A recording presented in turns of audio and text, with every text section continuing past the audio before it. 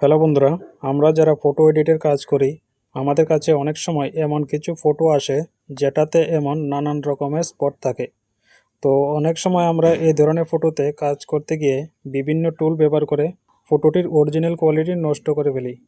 আজকে আমি আপনাদেরকে এমন একটি সহজ পদ্ধতি দেখাবো যেটা ব্যবহার করে ফটোটির অরিজিনাল কোয়ালিটি ঠিক রেখে এই ধরনের স্পট রিমুভ করতে পারবেন। তো বন্ধুরা, চলুন শুরু করা যাক। বন্ধুরা, আপনারা দেখতে পাচ্ছেন যে আমার পিসিতে ফটোশপ 7.0 অ্যাপটিতে আমি অলরেডি একটি ইমেজ ওপেন করে রেখেছি। এখন এই কাজটি করার জন্য আমি টুলবার থেকে হিলিং ব্রাশ টুলটি সিলেক্ট করব। এখন উপরে মোড অপশনটিতে আমি নর্মাল রাখব। ইমেজটিকে একটু জুম করে নিচ্ছি। তো এখন আমাকে ফটোটির ভালো অংশের উপর মাউস রেখে কিবোর্ড থেকে লেফট অল্ট বটনে ক্লিক করে একটি স্যাম্পল নিতে হবে। এখন ফটোটি স্পটের উপর ক্লিক করতেই দেখবেন যে স্পটটি রিমুভ হয়ে গেছে।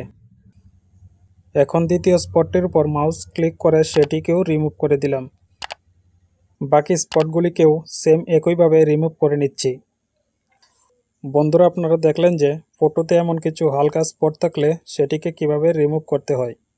আশা করি ভিডিওটি আপনাদের অনেক কাজে আসবে।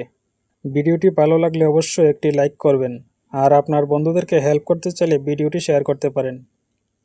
সম্পূর্ণ ভিডিওটি দেখার জন্য আপনাকে অসংখ্য ধন্যবাদ।